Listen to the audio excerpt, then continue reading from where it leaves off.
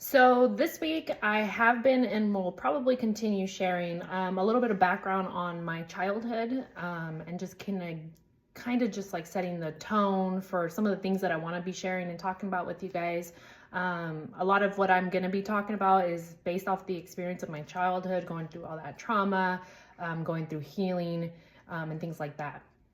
But one of the things I wanted to focus on was my yesterday's post where I shared going into foster care and what that experience started off like. There were so many things that happened. I went in at about 13, turning 14, and then I aged out. Actually, even into my college years, I would go back to foster homes that signed up for a program where they can help former foster care children continue to come to their homes when they take off to things like colleges. And I was one of the few. I think like less than 3% of foster children actually go to college, less even graduate or something along those lines.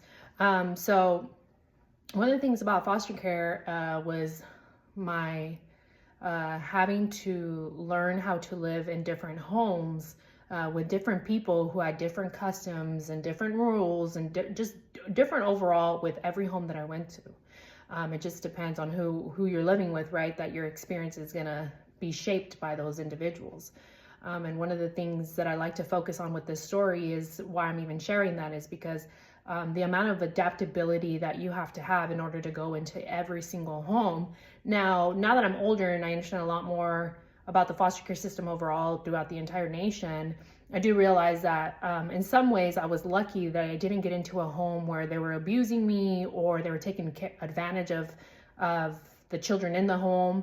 There are a lot of homes in which that happens to a lot of foster children, and thankfully, thank God that wasn't my experience necessarily. Now that doesn't mean I didn't experience troubles or it wasn't hard for me to adapt or to be a part of these families where essentially I don't fit in because I had already been raised by my mom until I was 13, so I had my own customs, my own way of being. I grew up with my mother, and so there was just a certain way of being with her. And so when I went into these homes, it was adapting to each one.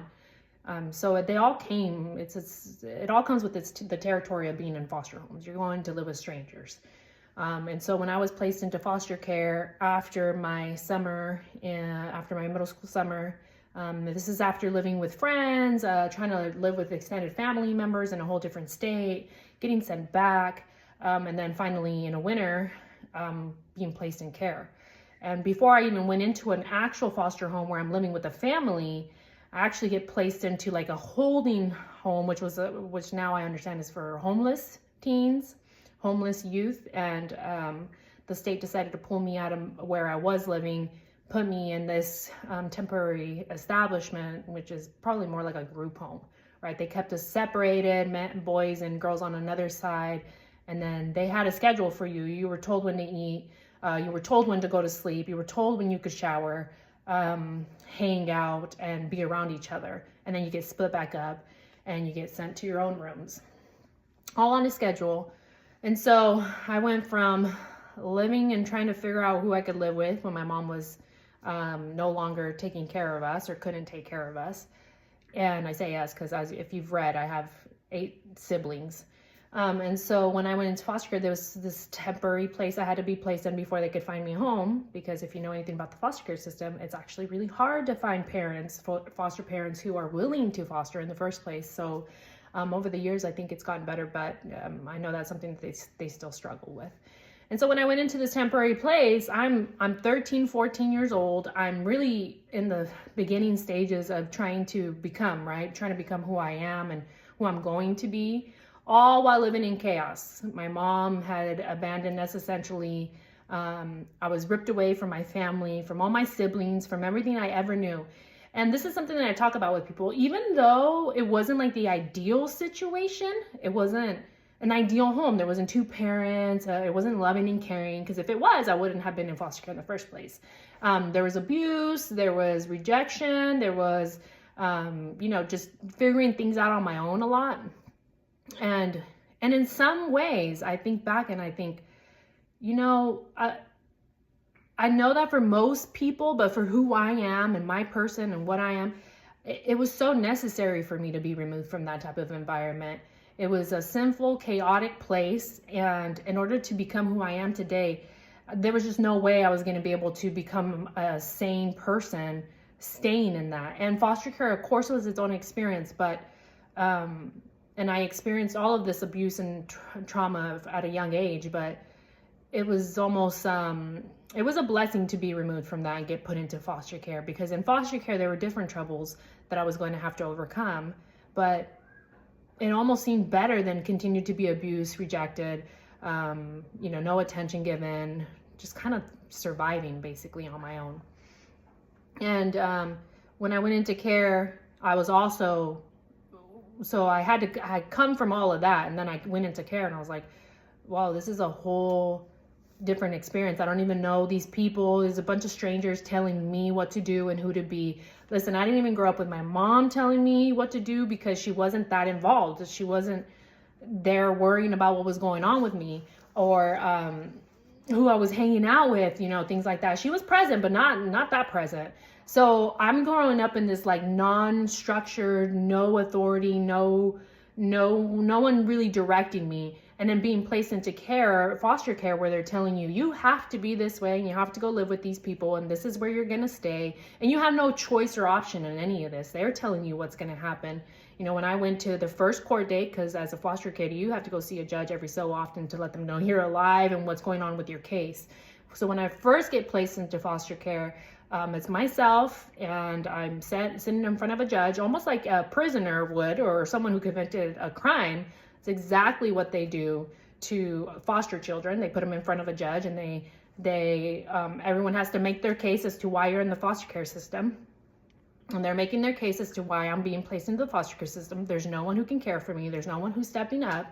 I had 2 siblings in the stands, but they weren't capable and they weren't able to help me.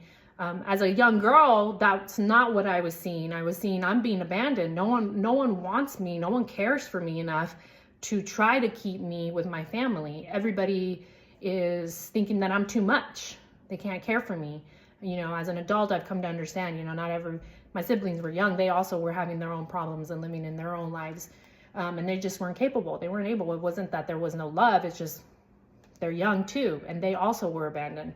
And so I'm getting placed into foster care. I still remember just looking down, just really trying hard not to cry, trying to understand what it even meant, because I had never been in the foster care system. So I didn't know what that meant. I really didn't understand just how much my life was going to change in that moment. I just knew it felt scary. It just didn't feel right. And it felt like I knew something big was happening, and I just couldn't quite put it all together. I was 13 years old trying to figure it out. And so then they placed me into care. They decide, hey, you're not safe and no one can stand up to take care of you. So we're going to go ahead and put you in the system. And so that would start the beginning of my foster care experience, in which I went through different homes. I don't even remember exactly anymore. I'm 35 years old now. I'd say at least 6 homes that I went through, temporary homes, and then places that I ended up staying at for more than a year or so. One home after another, experiencing different things, my first home and the temporary home that I would go into. I would live with little kids who had obviously gone through very traumatic experiences, many really just hard sexual abuse cases, just a terrible, what I would consider terrible backgrounds. Even then at that age, I was telling myself, it could be worse. I could have come from a worse environment. Listen to these kids' stories that I'm living with, also foster children. My story doesn't compare to them. Theirs is just terrible, how awful the things that these kids are going through. Even though I had gone through abuse and all of those things, my perspective was it could be worse. Listen to these children. They're really suffering. My suffering, I could withstand. I'm strong enough. These poor kids, they have no choice. Look at how young they are, and then they're in the foster care system. So even as a young child, I remember having this ability to have empathy towards other people and say, okay, I feel bad for these children. What is it to worry about my life, really? And so in a way that helped me get through my foster care years, but in other ways, it didn't allow me to actually heal and accept that these things had happened to me and that they weren't good. They were actually bad things that happened to me, and I had a right to be angry and upset about them. But I didn't allow that for me to feel that when I was younger. I felt that I would have to block that from me so that I could actually move forward in my life and not be held back by that pain. being rejected, removed from my family, the abuse I experienced at home, my mother not giving me attention the way a mother should. And so as I'm progressing into starting my experience in foster care, I'm starting to see all of these other children have these stories that they're coming into the system with. And so I started off immediately saying, yeah, my story doesn't compare to them. They have worse stories and experiences, not stories, but experiences that they're going through. How can I feel bad for myself? So I made a decision. I was going into these homes and it was almost like I was doing prison time. I immediately said, okay, I am 13, 14 years old. I only have 45 years. I think it was like 5 years that I had to do in the foster care system, which to me, now I know that I talk about it and it sounds like I'm going to jail, but it really was, because to me, I was being told what to do, how to do, who I'm going to live with, who's going to parent me. And so I just was like, this is jail. This is a jail sentence to me. I wish I could just be free and do what I wanted to do. And I mean, even if I wouldn't know what to do, I'd figure it out. I would figure it out. I feel like my personality is that kind. So anyway, so I'm getting placed into these homes and I'm accepting it. And I say, okay, I got to do my time in this system. There's no way, unless I'm willing to run away, which at that point I was like, why am I going to run away? I'm just going to end up on the street with no one to care. Obviously nobody cares. So I'm just going to be bouncing from home to home, just do my time in foster care and find a way out and get to a better place by the time I'm 18. That was it. Like, in order to survive foster care, in order to survive being abandoned by my mother, not having a father to guide me, I thought I have to commit to this to get to where I want to go. And that was just doing what I could to live in the system. And when something wasn't working at one home, I would speak up to my social worker and say, this home isn't working. This is what's going on here. This is how I feel here. You need to move me. And so I became an advocate for myself. I know that that's hard for a lot of people, but when you're going through these troubles, when you're trying to make it out and survive, you're doing whatever you can. And if that means you got to play the game, you got to talk to people to stand up for yourself, because no one was around to stand up for me. Nobody could speak up for me. Nobody knew what was going on inside those homes. It was only me. And so I had to share that. I had to be able to talk to my appointed social worker and tell her how I was feeling. Even at a young age, I was always very able to emotionally connect and let people know what I was going through. And so communicating to my social worker about what was going on.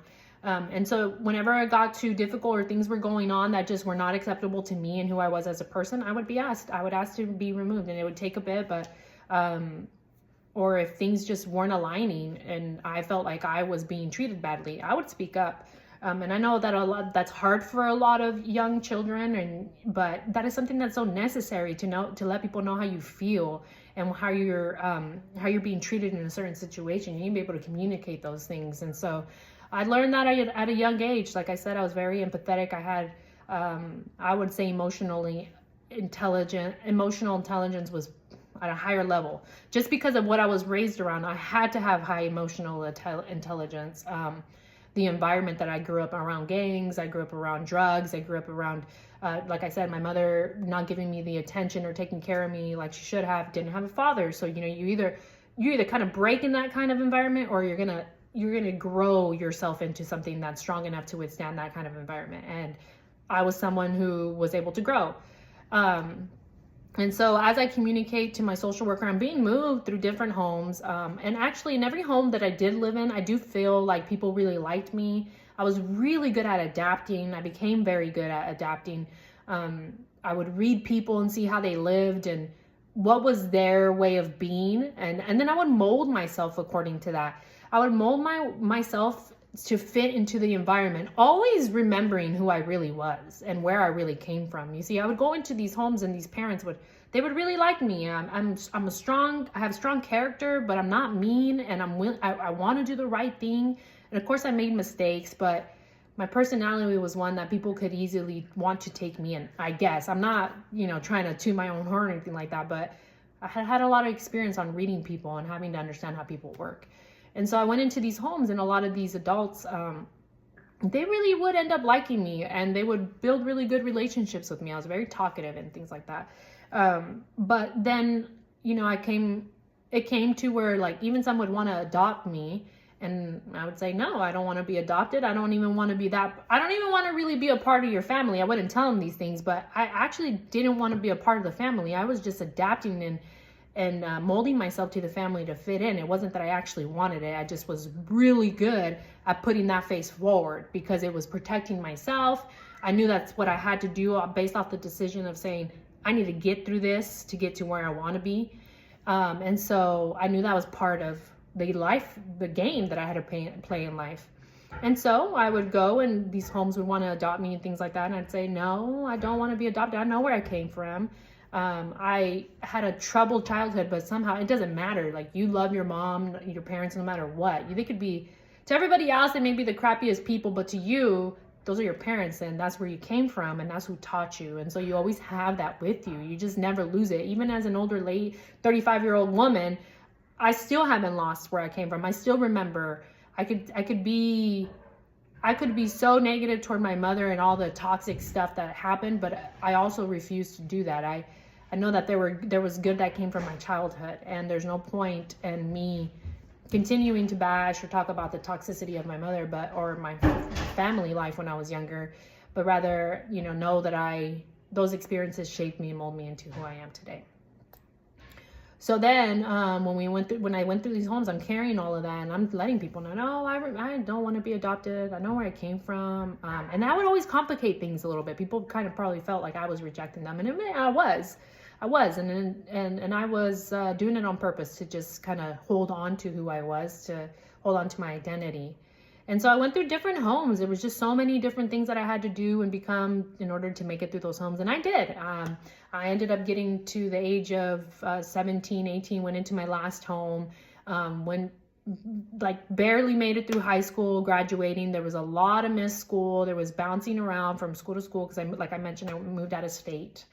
I went to Georgia, moved back, and then finished off high school and graduated. And from there, the trajectory of my life changed a lot. But those years of living in foster care, I learned number one was adaptability, being able to go into people's homes, being able to be around different people, being around judges, being around social workers, attorneys, guardian ad litems, people in school, teachers, having to communicate with teachers that I didn't have parents, that I was in foster care. There was a lot of different personalities you kind of have to play, or roles, better said, roles that you have to play in order to make it through this kind of environment. And so you have to be able to adapt at all times, be willing to change, but just always remembering who you are and bringing yourself to the forefront, never allowing yourself to become, so when you're adapting doesn't mean to just change the fundamentals of who you are. I just knew what I had to do to get through. And that's what I was willing to do, adapt, go through every home, adapting to that environment. Had I not been willing, I think I would have had a harder time making it out of foster care. There was a lot of BS that comes with that, including, changing schools, changing your environment. That alone would have been hard, going from school to school, but add not having parents, add not having a mom to care for you, add not having your siblings, you're broken up, your whole identity being shifted at the age of 13 while you're trying to become your own person. All of that called for me to break down. And before I even went into care, before I went into care and I was bouncing from home to home, living with friends and stuff like that, I did end up doing, I ended up taking up a bottle of pills and really just trying to end it all. I was so lost and so sad about what was going on. I didn't know how to express it for myself. It was the first time I was being hit. And so for the first time, I'm not able to say, I'm so angry. I hate what I'm going through. I don't feel loved. There's no attention here. Who cares about my life? Nobody cares about my life.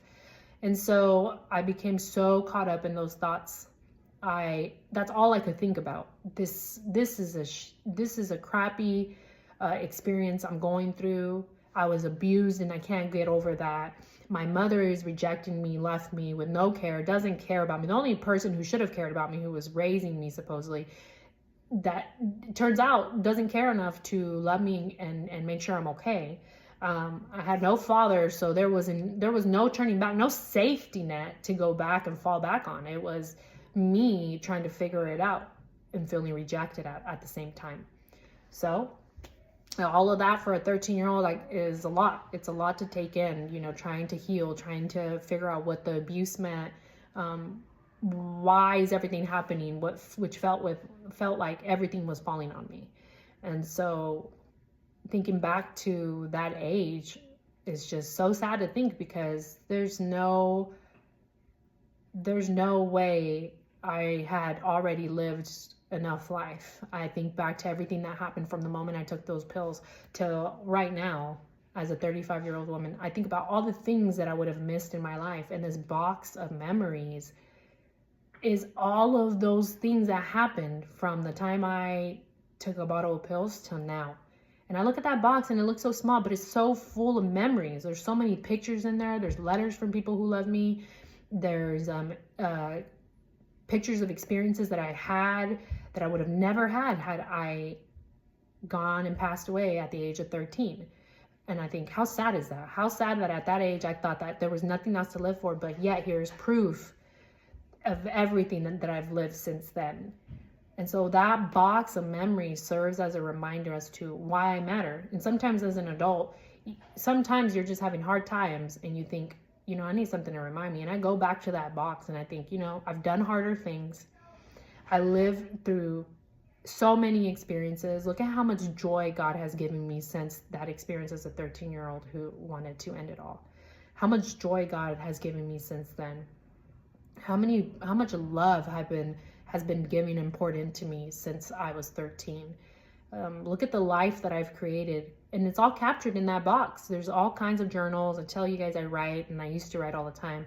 And to think that I wanted to end it all, I don't know, to me it's just so eye-opening. I get a flashback of all the things that have happened, going into college, experiencing being a college student, taking myself out of poverty, a cycle of poverty, not falling victim to the foster care system or the welfare system that the statistics say that I should be a part of. Getting past that and becoming a winner, graduating from college, something that many foster children just aren't able to do. I'm being one in a million. And so I see that all in this box and I think, wow. And to think that was just the couple of years after college. What about the years after, where I married my husband, who I met in high school, have had children with him, have 4 children, have made a home, we made a business together, we've experienced careers, ups and downs, we've financial success, hard times. I think about all of those things that have really made up my life that one day my children are going to be asking me about. And it's in the box full of memories that I have, and it's all there.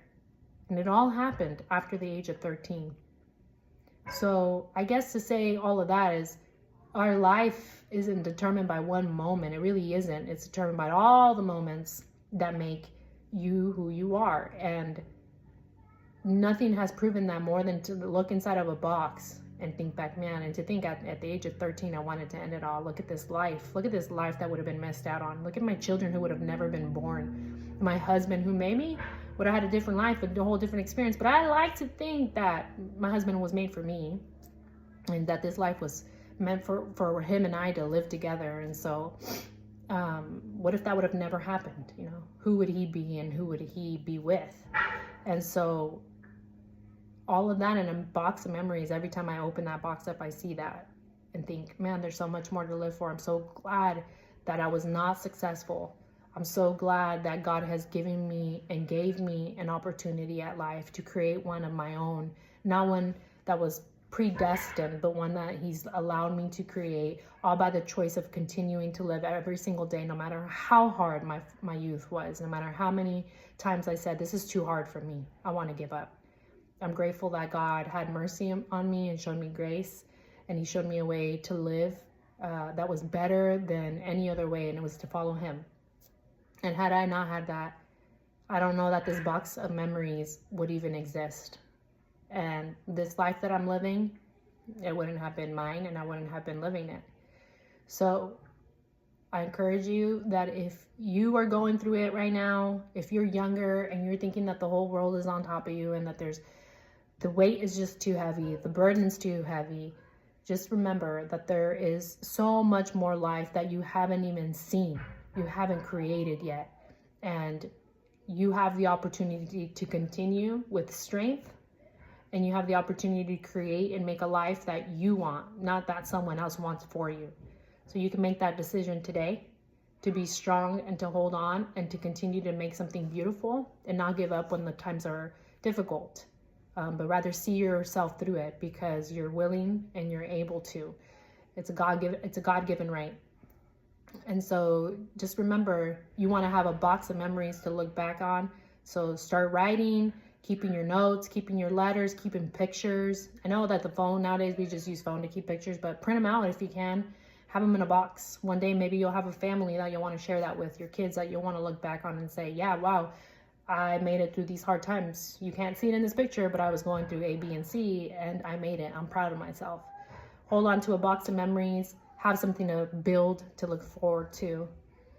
And yeah, I hope you guys take a good message from this. Let me know your thoughts. Let me know any comments that you may have. I'm new to this, so I'm starting to kind of just try to figure out how I want to talk and what I want to talk about and some of the content I want to put together for you guys to share my thoughts and opinions on overcoming trauma and getting through hard times with strength. Thanks, guys.